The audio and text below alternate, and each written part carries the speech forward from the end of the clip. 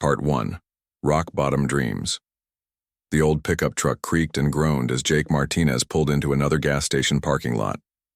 This would be his home for the night, just like the past 3 weeks. He counted the crumpled bills in his wallet. For the 100th time today, $847. That was all he had left in the world. Jake rubbed his tired eyes and looked at himself in the rearview mirror.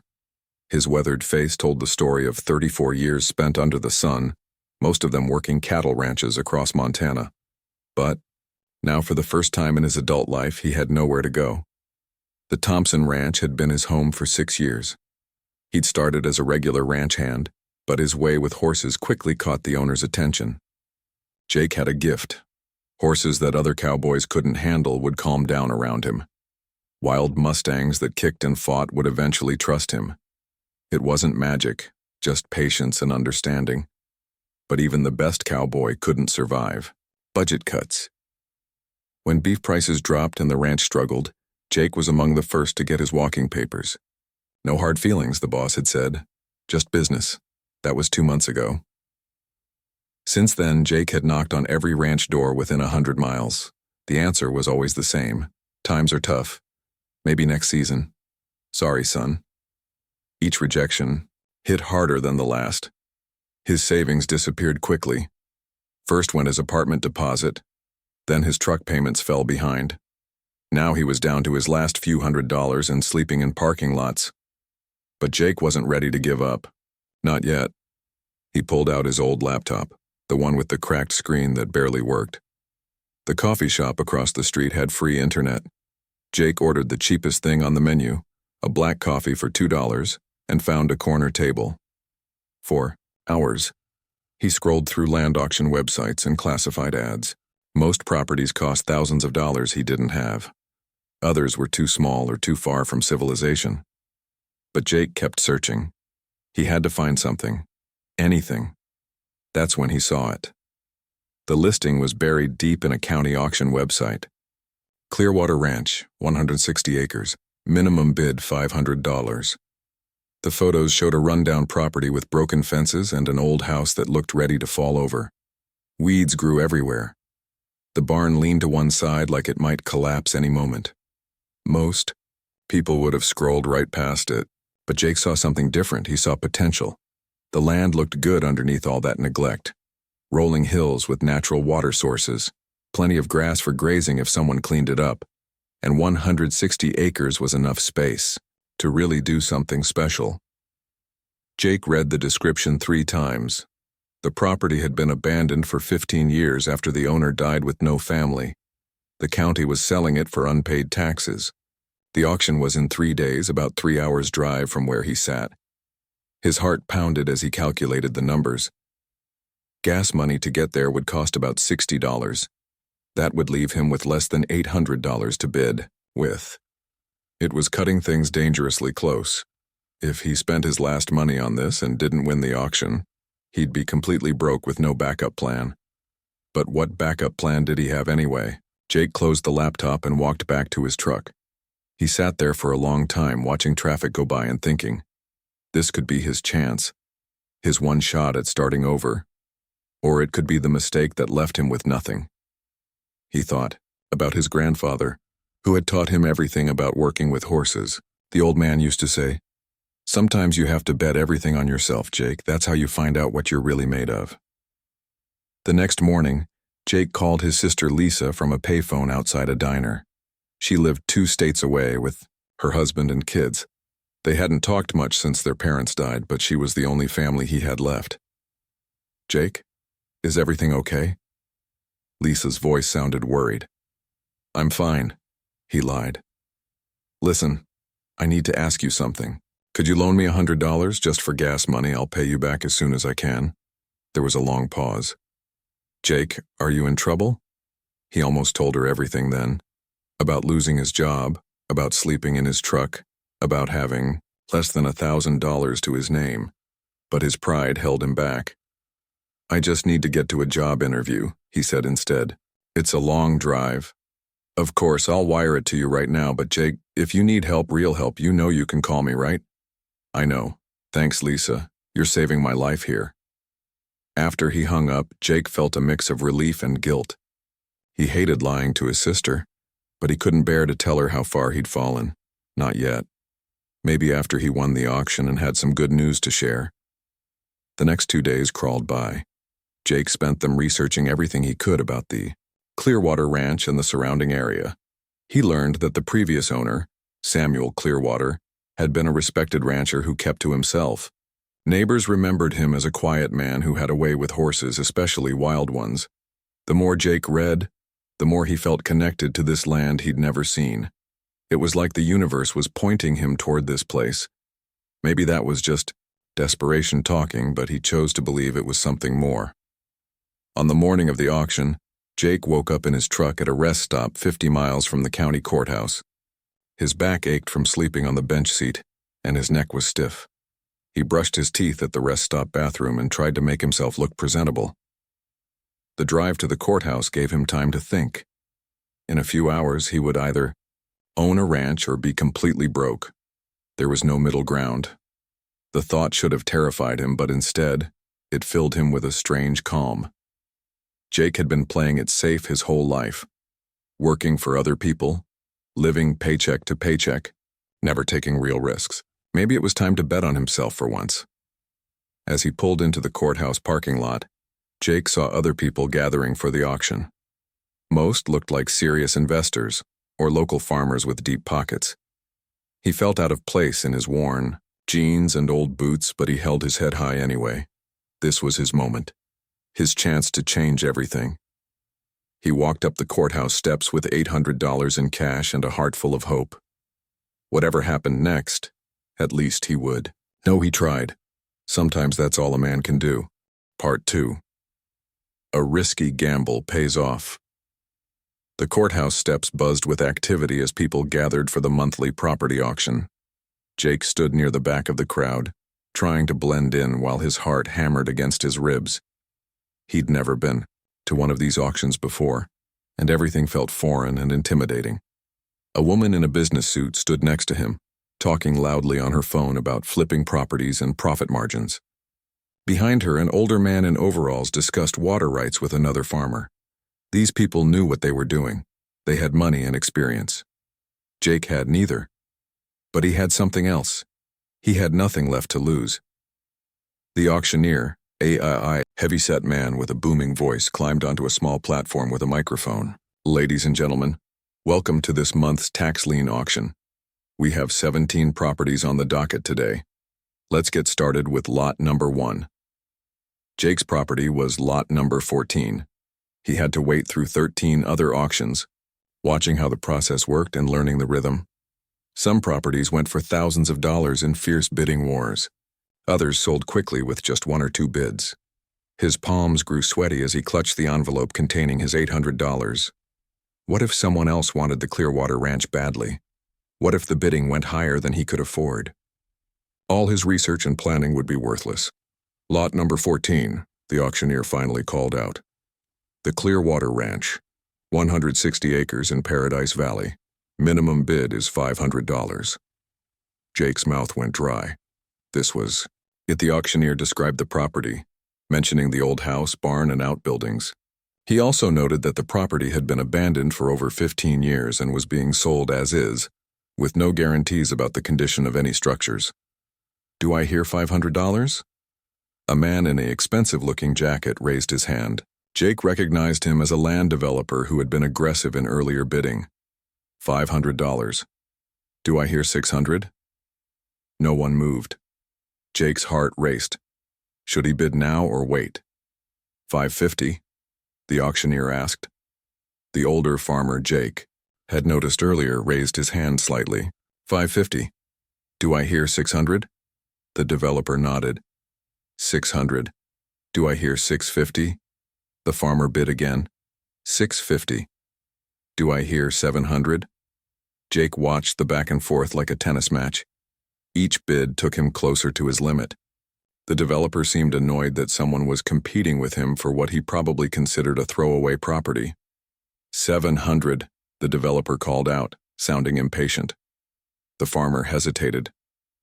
Jake could see him calculating in his head.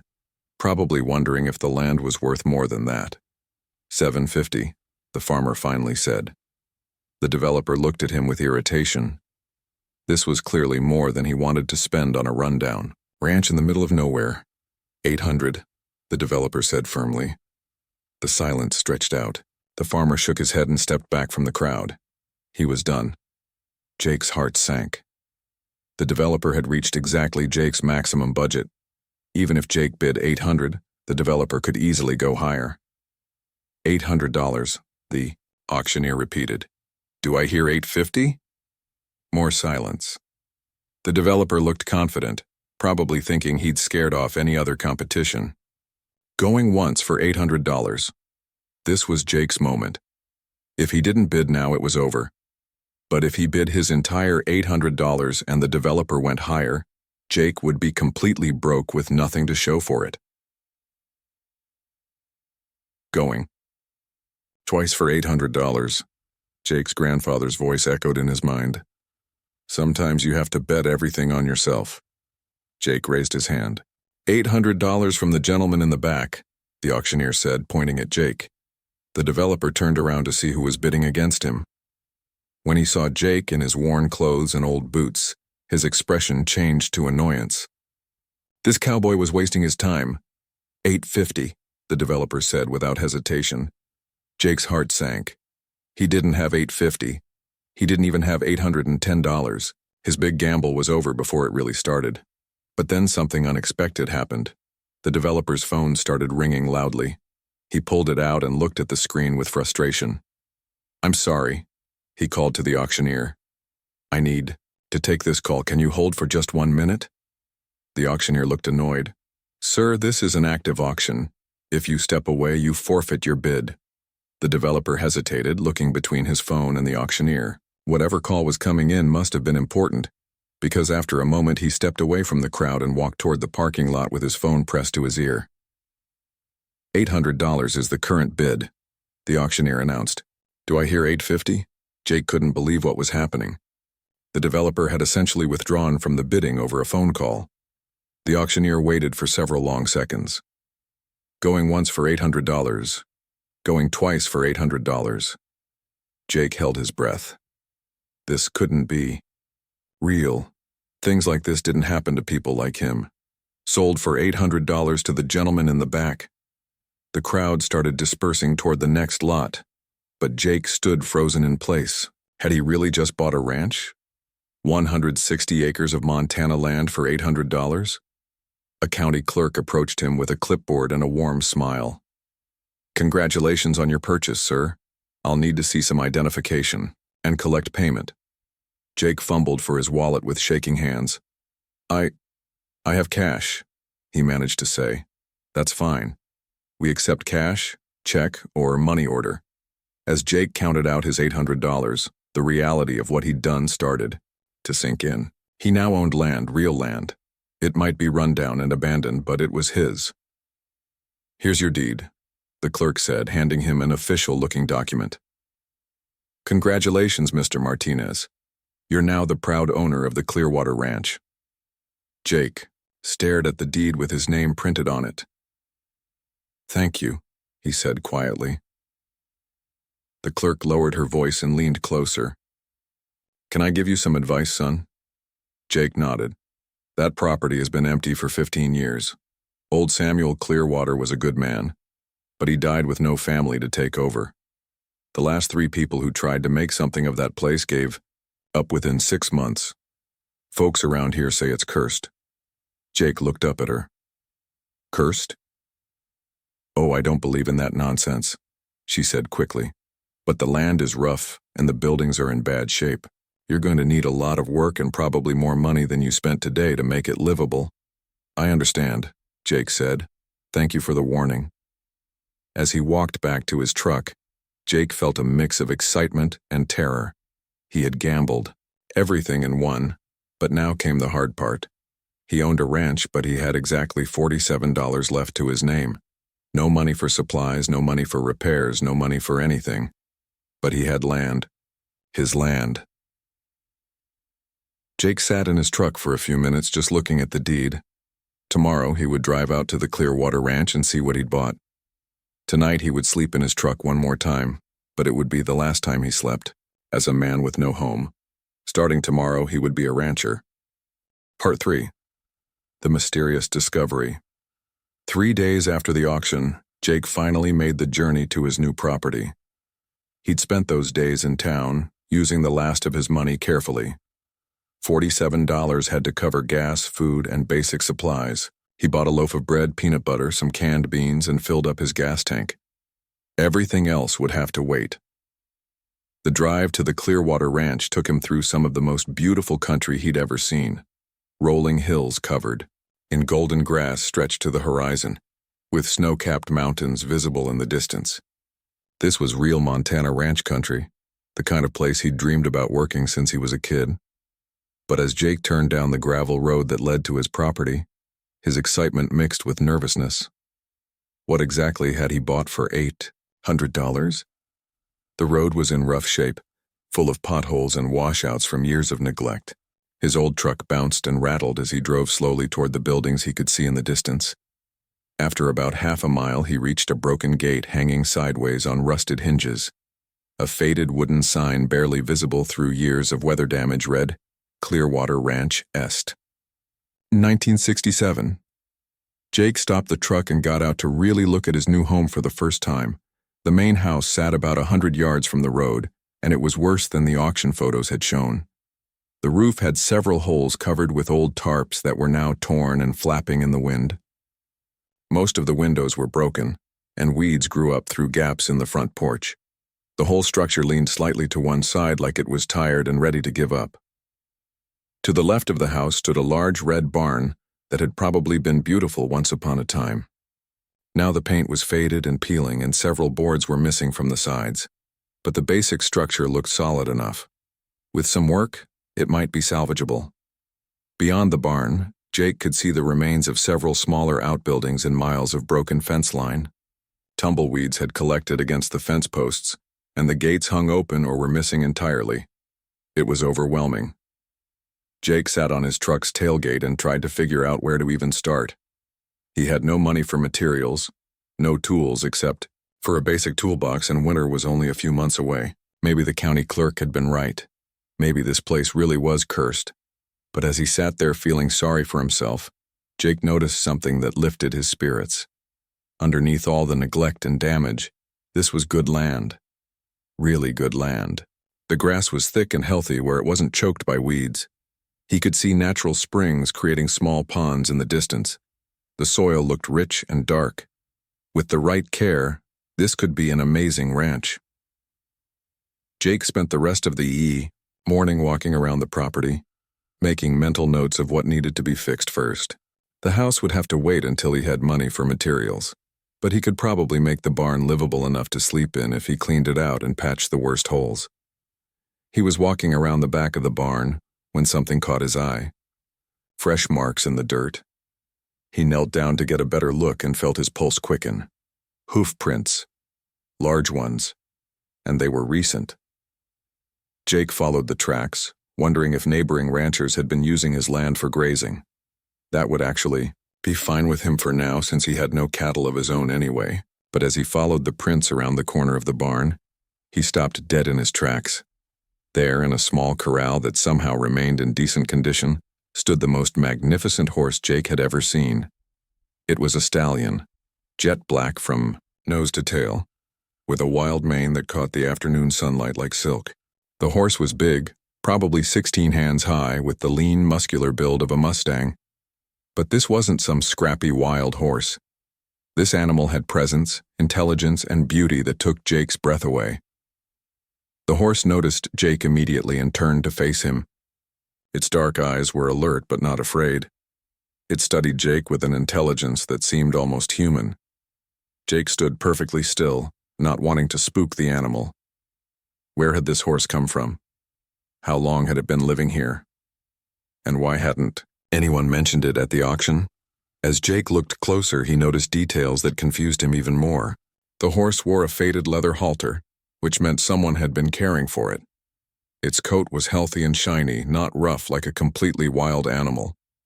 and the small corral it stood in, while weathered, was in much better condition than the rest of the property.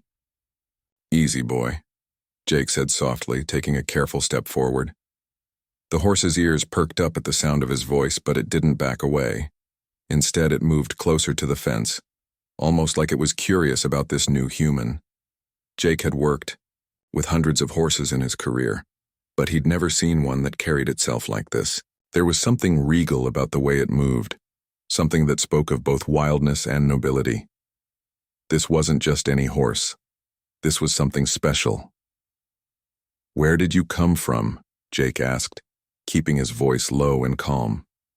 The horse responded by stepping even closer to the fence. Jake could see now that it was definitely a stallion, probably around 8 or 9 years old based on its build and the gray starting to show around its muzzle. Old enough to be wise, young enough to be strong. Jake spent the next hour just standing by the fence, talking quietly to the horse and trying to understand the situation. The animal seemed comfortable with his presence, even interested, but it maintained a careful distance, ready to bolt if Jake made any sudden moves. As the sun started to set, Jake realized he needed to figure out shelter for the night. He'd planned to clean out the barn and sleep there, but now he wondered if the horse might need that space. Did it sleep in the corral or did it roam the property freely?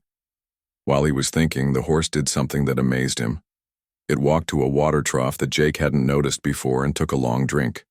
The trough was old, but clean, filled with fresh water that must have come from a natural spring. Someone had definitely been taking care of this horse.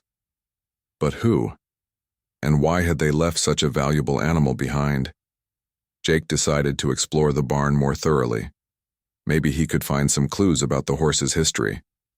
The barn's main doors were held shut by a chain and old padlock, but the lock was so rusted it fell apart when Jake touched it. Inside, the barn was in better condition than he'd expected. The roof was mostly solid, and the stalls, while dusty, were well built and spacious. Hay still filled the loft, though it was old and musty. And in the tack room, Jake made a discovery that explained everything. Hanging on pegs along the wall were several sets of beautiful leather tack, all in excellent condition despite years of storage. Bridles, saddles, lead ropes, and grooming supplies filled the small room. And on a shelf near the window, Jake found a leather-bound journal. The journal's cover was worn smooth by years of handling. Inside, written in careful handwriting, were entries dating back over 15 years. The name on the first page read, "Samuel Clearwater, Ranch Journal." Jake's hands trembled as he read the first few entries. They told the story of a man who loved his land and his horses more than anything else in the world. Samuel wrote about the weather, about his cattle, about repairs and improvements to the ranch. But most of all, he wrote about his horses. And one horse in particular, found him running wild in the high country today, read an entry from 8 years ago. Beautiful black stallion, maybe 2 years old, skinny and scared, but there's something special about this one. Going to call him Midnight. Jake's heart raced as he read entry after entry about Midnight. Samuel had spent months earning the young stallion's trust, gradually training him while respecting his wild nature. The bond between man and horse came through in every word Samuel wrote. "Midnight understands this land better than I do," read one entry. "He knows where the water is, where the grass grows best, which paths are safe in winter. It's like he was born to be here." Jake flipped through pages and pages of entries, watching the relationship between Samuel and Midnight develop.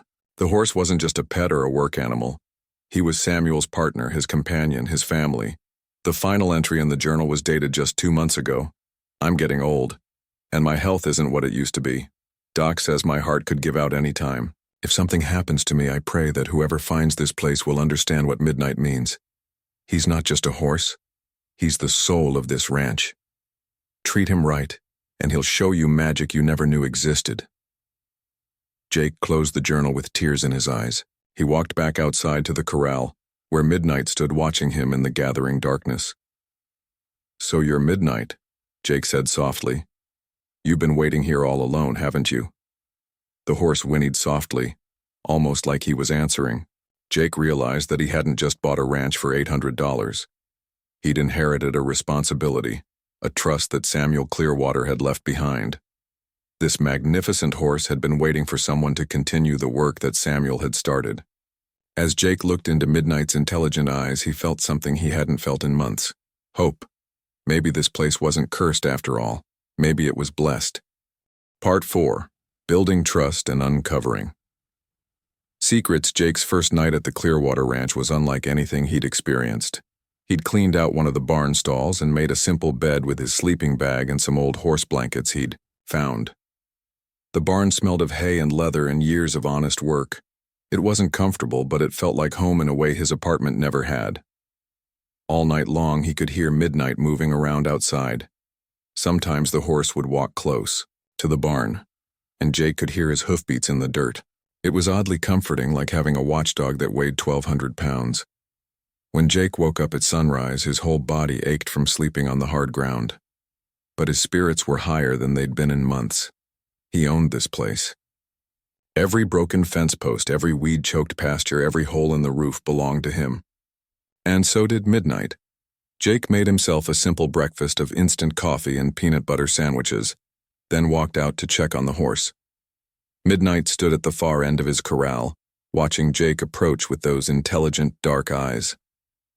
"Morning, boy," Jake said softly. "Sleep okay?" The horse's ears perked forward at the sound of his voice, but he maintained his distance. Jake could see that Midnight was curious about him, but still wary. That was natural. The horse had been alone for months, maybe longer. It would take time to build trust. Jake had learned long ago that the best way to work with horses was to let them set the pace. So instead of trying to approach Midnight directly, he went to work on other projects nearby. He started by clearing weeds from around the corral and fixing a loose board in the fence. All the while he talked to Midnight in a calm, steady voice. "I know this is strange for you," Jake said as he worked. "New person showing up, changing things around. But I'm not going anywhere. This is home now for both of us." Midnight watched every move Jake made. The horse was clearly intelligent and alert, taking in everything about this new human who had invaded his territory. After a few hours of work, Jake noticed something interesting. Midnight had moved closer to the fence where Jake was working. Not close enough to touch, but closer than he'd been that morning. It was progress. Over the next few days, Jake established a routine. He would wake up early, make his simple breakfast, and then spend time near Midnight's corral before starting his daily work. He always brought a handful of fresh grass or clover as an offering, placing it near the fence before backing away to give the horse space. At first, Midnight waited until Jake was far away before approaching the grass, but gradually, he grew bolder. By the end of the first week, he would come to the fence while Jake was still nearby, though he wouldn't let Jake get close enough to touch him. Jake used this time to study Midnight carefully. The horse was in excellent condition despite being on his own for so long. His hooves were naturally worn but healthy, his coat was thick and shiny, and his eyes were bright and alert.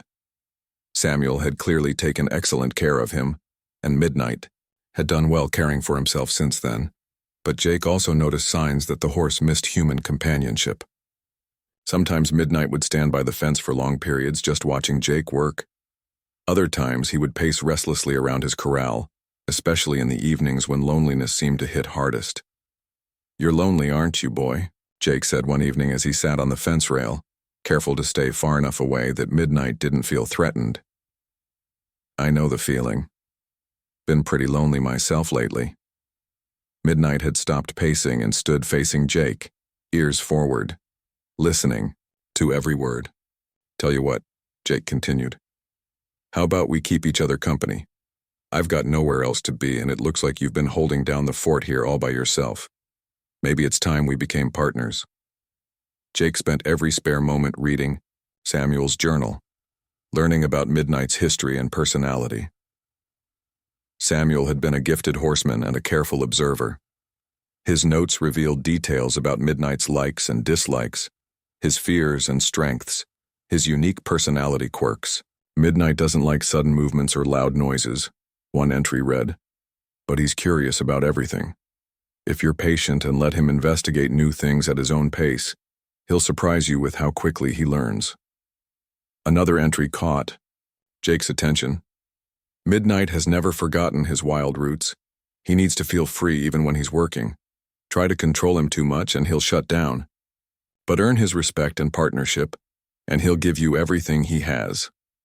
This information was invaluable as Jake worked on building their relationship. He made sure all his movements around Midnight were slow and deliberate. He never raised his voice or made sudden gestures. And most importantly, he always gave the horse choices, never forcing anything. The breakthrough came during Jake's second week at the ranch. He was repairing a water line near Midnight's corral when he accidentally dropped his wrench. It clanged loudly against a metal fence post, making a sharp noise that echoed across the property. Midnight spooked at the sound, jumping sideways and snorting with alarm. But instead of running to the far end of his corral like he would have done a few days earlier, he quickly calmed down and looked to Jake, almost as if checking to see if the human was okay. "Sorry about that, boy," Jake said calmly, picking up the wrench. "Just clumsy, that's all." Midnight took a step toward the fence, then another. For the first time since Jake had arrived, the horse approached without being offered food.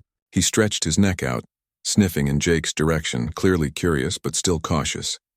Jake stood perfectly still, letting Midnight control the interaction. The horse came closer to the fence, close enough that Jake could see the individual, whiskers on his muzzle and the flecks of brown in his dark eyes. They stood that way for several minutes, man and horse studying each other across the fence rail. Jake felt a connection forming, a mutual recognition that this might be the beginning of something special. "You're deciding whether to trust me, aren't you?" Jake said quietly. "I don't blame you for being careful, but I want you to know I'm not going anywhere. This is my home now, and I'd like it to be yours too."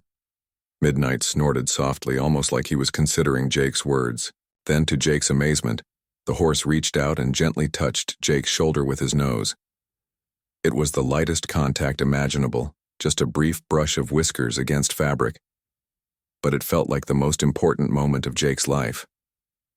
"Thank you," Jake whispered.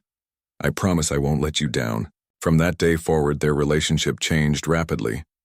Midnight began seeking out Jake's company, following him along the fence line as he worked on different parts of the property. The horse would watch with intense interest as Jake repaired fences, cleared brush, and slowly began to restore the ranch. Jake started spending his evenings sitting by Midnight's corral, sometimes reading aloud from Samuel's journal. The horse seemed to enjoy the sound of Jake's voice and would often stand close to the fence listening attentively. One evening, as Jake was reading about Midnight's training as a young horse, he made a discovery that changed everything. Tucked between 2 pages was a folded piece of paper he hadn't noticed before. When he opened it, he found a hand-drawn map of the property, with various locations marked. M's favorite grazing spots, read one notation. Natural shelter during storms, read another. Hidden water source, emergency only. But the notation that caught Jake's attention was in the corner of the map. M's secret place. Follow the creek upstream 1 mile. Jake looked up at Midnight, who was standing at the fence watching him read. "You have a secret place, do you?" Jake asked. "Want to show me sometime?" The next morning, Jake decided to explore that area of the property. He'd been so focused on the buildings and immediate surroundings that he hadn't ventured far from the ranch headquarters, but according to the map there was much more to see. Jake opened the gate to Midnight's corral for the first time since he'd arrived. The horse could have bolted for freedom, but instead, he just stood there, looking at Jake with curiosity. "Want to come along?" Jake asked. "You probably know this land better than I ever will." To Jake's surprise, Midnight walked calmly out of the corral and fell into step beside him. The horse stayed close as they walked toward the creek, occasionally moving ahead to sniff at something interesting, but always coming back to Jake's side. Following the creek upstream, Jake began to understand why Samuel had loved this land so much. The water was crystal clear, fed by mountain springs that never ran dry. Wildflowers grew along the banks and tall grass swayed in the gentle breeze. It was like something out of a nature documentary. After about a mile of walking, Midnight suddenly picked up his pace, moving ahead of Jake with obvious excitement. They rounded a bend in the creek and Jake gasped at what he saw. Hidden in a grove of ancient cottonwood trees was a small meadow that seemed untouched by time.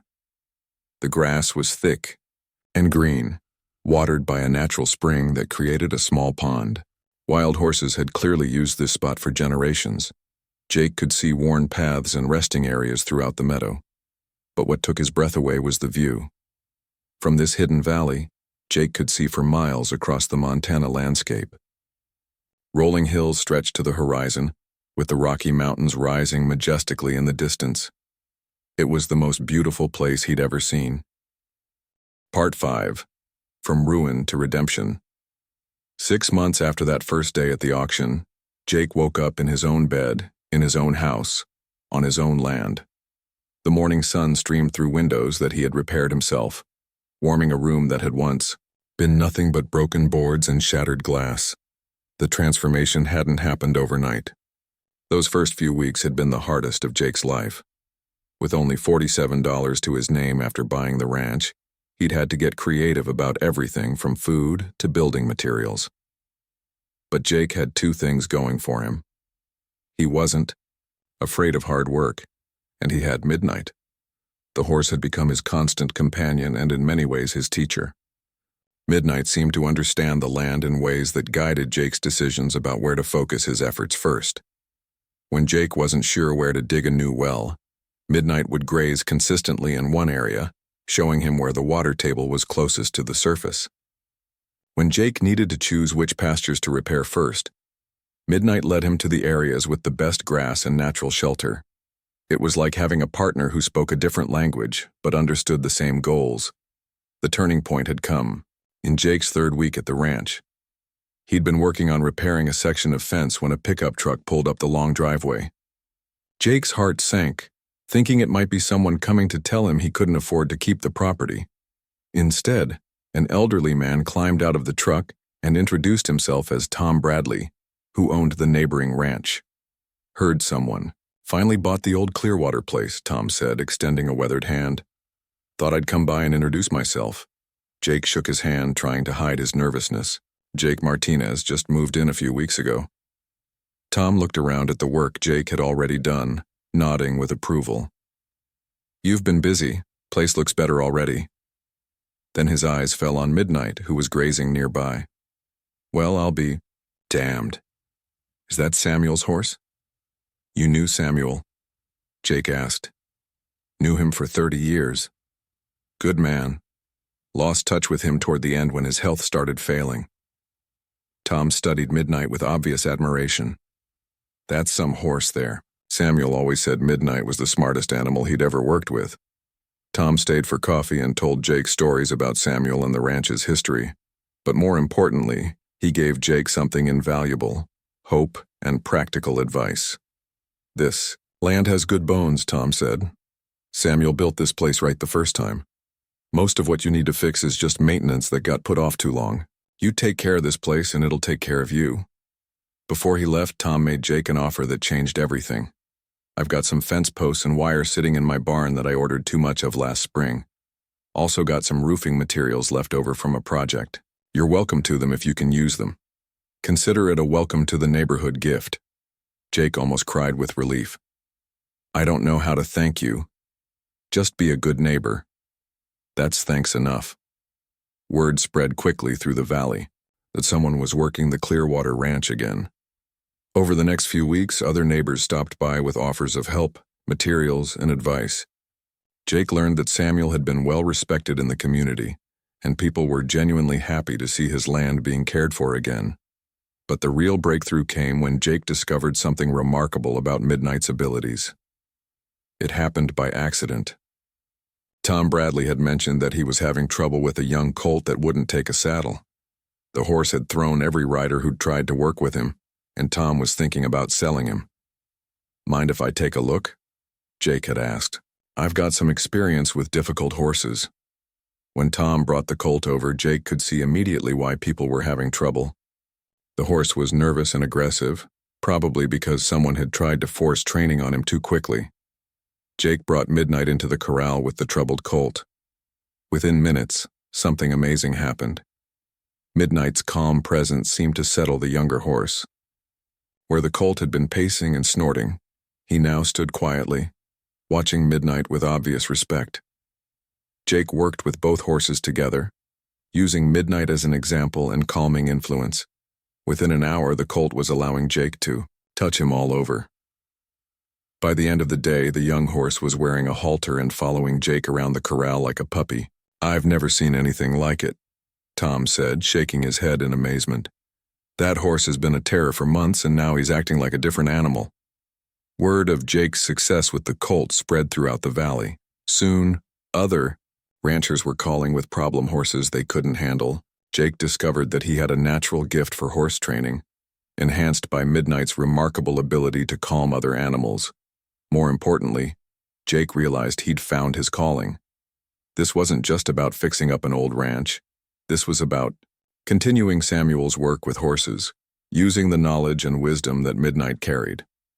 Jake started charging modest fees for horse training services. Nothing fancy, just honest work, helping horses and their owners understand each other better. But in a rural community where good horses were essential for ranch work, Jake's skills were in high demand. By his 4th month at the ranch, Jake was earning enough from horse training to buy materials for major repairs. He fixed the roof on the main house, replaced broken windows, and installed a wood stove for heat. The house was still simple, but it was warm, dry, and comfortable. He also built a proper training facility, with round pens and a covered arena where he could work with horses in any weather. Midnight seemed to understand his role in the operation and took pride in helping train other horses. But the biggest change was in Jake himself. The desperate, broken-down cowboy who had bid his last $800 at a courthouse auction was gone. In his place was a confident rancher who owned his own land and ran his own business. One evening in late fall, Jake sat on his front porch with a cup of coffee, watching Midnight graze in the pasture. The horse had grown sleek and content over the months, his coat thick and shiny in preparation for winter. But more than that, Midnight looked happy in a way that warmed Jake's heart. Tom Bradley's truck pulled into the driveway, and the old rancher climbed out with a smile. "Thought you might want to know," Tom said, settling into the chair Jake offered him. "My nephew was asking about you today. He's got a ranch operation down in Wyoming, and he's heard about your work with horses. Wants to know if you'd be interested in training some Mustangs he's planning to adopt from the Bureau of Land Management." Jake felt a surge of excitement. Training wild Mustangs was some of the most challenging and rewarding work a horseman could do. "That sounds interesting," Jake said. "What kind of timeline is he thinking?" "Next spring. He's got a government contract to gentle 20 head for their youth program. Good money, and it would really put your name out there in the horse world." Jake looked out at Midnight, who had raised his head as if listening to their conversation. The horse had been wild once, too, before Samuel earned his trust and partnership. "Tell your nephew I'm interested," Jake said. "Midnight and I know a little something about working with wild horses." As winter settled over the ranch, Jake reflected on how much his life had changed. A year ago, he'd been a hired hand with no prospects and no hope. Now he owned land, ran a successful business, and had found his true calling in life. But the most important change was the partnership he'd built with Midnight. The horse wasn't just his business partner, he was family. They understood each other in ways that went beyond words, connected by their shared love for this land and the work they did together. One snowy evening, as Jake was feeding Midnight his dinner, the horse did something he'd never done before. Instead of immediately starting to eat, Midnight walked over to Jake and gently rested his head against Jake's shoulder. It was a gesture of complete trust and affection, the kind of bond that Samuel had written about in his journal. Jake wrapped his arms around Midnight's neck, feeling the warmth and strength of this magnificent animal who had saved his life in more ways than one. "Thank you," Jake whispered, "for everything." Standing there in the barn with snow falling outside and the warm smell of hay all around them, Jake knew he was exactly where he belonged. He'd started with nothing but $800 and a desperate dream. Now he had a home, a purpose, and a partnership that would last the rest of his life. The Clearwater Ranch was alive again, and so was Jake Martinez. Sometimes the best investments weren't made with money, but with faith, hard work, and the courage to trust in something bigger than yourself. Jake had bet everything on a broken-down ranch and found not just a home, but a calling.